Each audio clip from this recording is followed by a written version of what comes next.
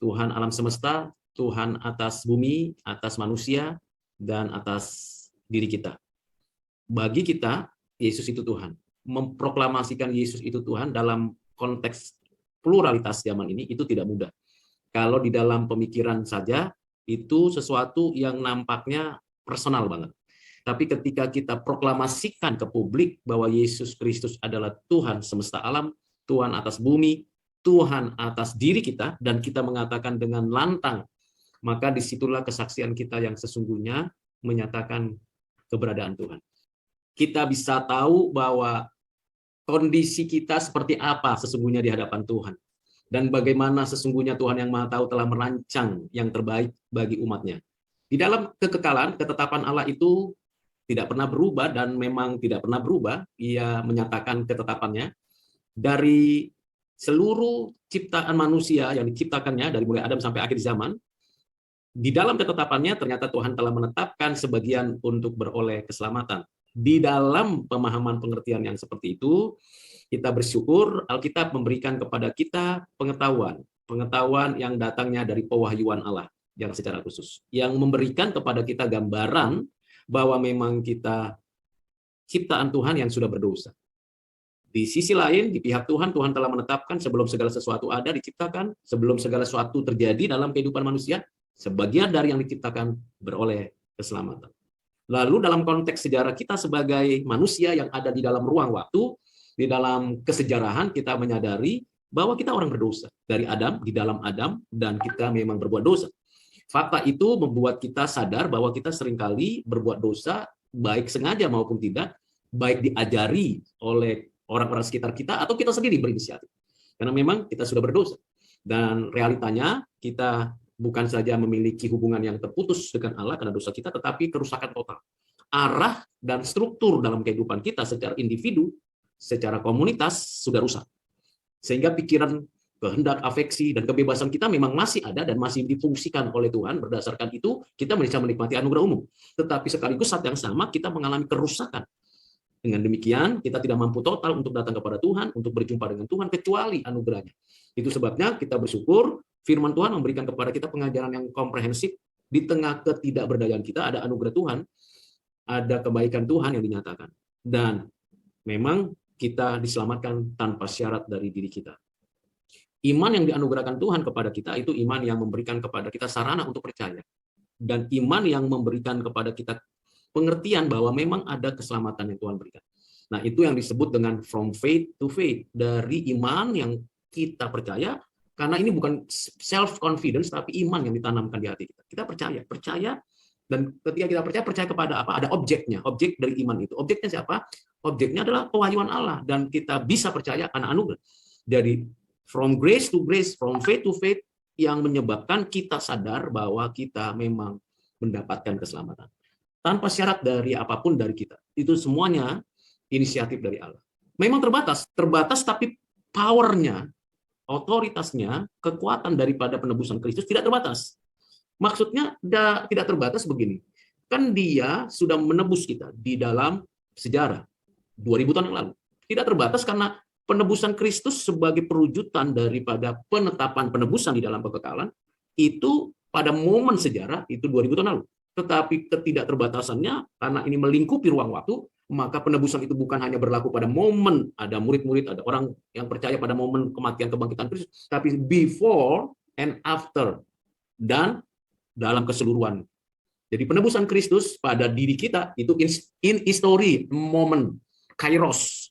Tapi di dalam dampaknya dan pengaruhnya itu bukan hanya bicara pada momen kairos, Kristus mati di atas kayu salib, bangkit, naik ke surga, tapi juga pada keseluruhan keberadaan ruang waktu dan sejarah dan kekekalan. Jadi di dalam pembacaan kita dalam Alkitab selalu kita menemukan paradoks. Paradoks di mana kita menyadari hal itu. Jadi di dalam pembacaan kita tentang apa yang dijelaskan dalam Alkitab selalu ada yang namanya paradoks. Jadi satu sisi kita sadar betul bahwa memang Allah menciptakan segala sesuatu, menciptakan seluruh manusia, tidak ada yang tidak diciptakan Tuhan. Tapi di lain sisi lagi yang adalah juga kebenaran bahwa Allah memilih sebagian saja. Itu limited atonement. Penebusan Kristus tadi saya katakan melampaui batas ruang waktu dan juga penebusan yang bersifat kosmik. Tetapi juga berkaitan dengan keselamatan, berarti itu bicara terbatasnya hanya orang pilihan. Lalu memang tidak bisa ditolak karena sudah ditetapkan. Contoh penjahat di sebelah Yesus. Tidak bisa mengatakan sesuatu dengan kekuatan sendiri terima Tuhan atau sesuatu yang direspon dari kehadiran Tuhan di atas kayu salib. Di situ menunjukkan bahwa ada yang memang sadar betul bahwa ia tidak mau percaya, dan ada yang sadar betul bahwa ia percaya. Dan kalau saya dan kita semua bisa percaya akan karya penebusan Kristus yang ditetapkan oleh Allah dan dimanifestasikan oleh Roh Kudus di dalam hidup kita, itu semuanya anugerah. From grace to grace, from faith to faith. Dan ketika kita masuk ke dalam perjalanan hidup kita, kita tahu bahwa Tuhan tuntun kita sampai akhir. Ordo itu urutan artinya. Sebenarnya kalau kita baca penjelasan dari Louis Berkhof atau penjelasan dari Antonio Kema, itu nampaknya seperti kontradiksi atau nampaknya ada perbedaan, sebenarnya tidak. Jadi satu sisi disebut ordo, urutan logis maksudnya. Tapi ada juga yang kita bisa lihat dari konteks via, melalui mana, via salutis.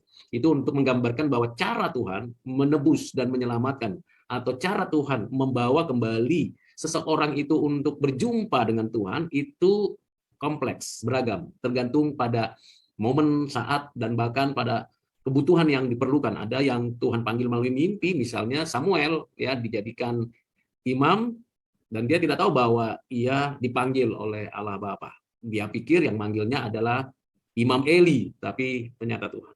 Ada yang dipanggil pada waktu menggembala seperti Daud, ada yang dipanggil waktu kerja di perpajakan seperti Matius Lewi, ada yang dipanggil lagi di tempat danau untuk mendapatkan atau merajut jala untuk menangkap ikan, Petrus, Andreas, Yakobus, Yohanes. Cara Tuhan ajaib. Jadi panggilan Tuhan juga ajaib. Nah, ketika kita memandang segala sesuatu itu mekanis, maka kita telah membatasi cara Tuhan untuk mengerjakan. Padahal Tuhan punya beragam cara. Di satu tempat di mana tidak ada pernah terdengar orang memberitakan Injil, Tuhan bisa memanggil seseorang untuk bisa percaya kepada Tuhan di zaman ini. Misalnya orang-orang yang tidak bisa mengakses internet, ternyata Tuhan bisa berbicara melalui mimpi. Dan akhirnya orang itu berani melangkah dan terima Tuhan Yesus. Itu panggilan Tuhan. Jadi dengan pemahaman ini, ordo itu hanya kerangka berpikir yang bersifat ontologis. Jadi, oh habis ini, habis ini, begitu kan? Dari panggilan, kemudian kelahiran kembali, kemudian konversi iman dan pertobatan, pembenaran, adopsi, sekaligus akan sama pengampunan, tapi juga sekaligus ada namanya iman dan pertobatan lagi, kemudian pengudusan, dan itu kan urutan secara ontologis, secara ontosnya, esensinya bagaimana. Tetapi faktanya ada orang yang dipanggil, dia nggak tahu bahwa dia sudah lahir baru. Nggak harus ada momen, wah, masuk maju ke depan ada KKR. Saudara-saudara yang belum percaya sama Tuhan, siapa yang hari ini percaya datang kepada Kristus, maju ke depan. Ada orang yang seperti itu, ya kan? Tapi ada orang yang rutin aja dia baca Alkitab, tadi satu momen tertentu dia rasanya digerakkan Tuhan untuk percaya kepada Tuhan. Ada orang yang simple, misalnya dia mendapatkan sebuah perhatian dari orang lain, yang Kristen, ini non-Kristen mendapat perhatian dari orang lain, dia percaya sama Tuhan. Kok heran ya orang Kristen begitu, dia akhirnya merasakan kehadiran Tuhan di situ. Ini keajaiban. Jadi ordo dan via itu tidak usah dikontraskan seperti bertentangan. Nah, cara Tuhan itu caranya dia, dan kita tidak bisa membatasi. Beda dengan Nikodemus kan? Nikodemus datang malam-malam ketok-ketok tempat di mana Yesus ada, lalu diam-diam bertanya, apakah kau guru dari Allah? Gimana caranya masuk kerajaan surga? Karena saya tahu kalau kamu guru, karena ada mujizat. Saya lihat ini pasti bukan orang sembarangan. Karena dia punya literatur yang baik, punya referensi yang bagus, ini pasti orang bukan sembarangan. Lalu Yesus mengatakan, oh kamu mau lahir kembali, mesti dari roh, mesti begini, di dalam roh, dan udah jelaskan, Tuhan Yesus jelaskan. Yohanes pasal 3. Tapi ke Yohanes pasal 4 kita lihat, Yesus mau ngambil air, nggak ada timbanya. Di Samaria, lagi lewat. Tiba-tiba ada seorang yang sudah punya suami 5 kali menikah, nggak jelas suaminya juga ini, mengambil air. Yesus cerita tentang air hidup. Cara Tuhan itu aja. Di akhir hidupnya Yesus sendiri menyatakan, hari ini kau bersama aku, hai orang penjahat itu. Jadi bagi kita yang sudah baca Alkitab, sudah ikuti WDK 2, kalau Tuhan memanggilmu untuk percaya dan bertobat, jangan keraskan hati. Ya, jangan keraskan hati. Kembalilah dan bangun kerangka berpikir yang memberikan diri itu hidup beres. Regenerasi adalah karya Roh Kudus semata-mata untuk kita boleh mengalami satu kehidupan yang baru. Sudah dijelaskan begitu mendalam apa bedanya antara konsep A, B, C, D dengan konsep yang diajarkan dalam Alkitab.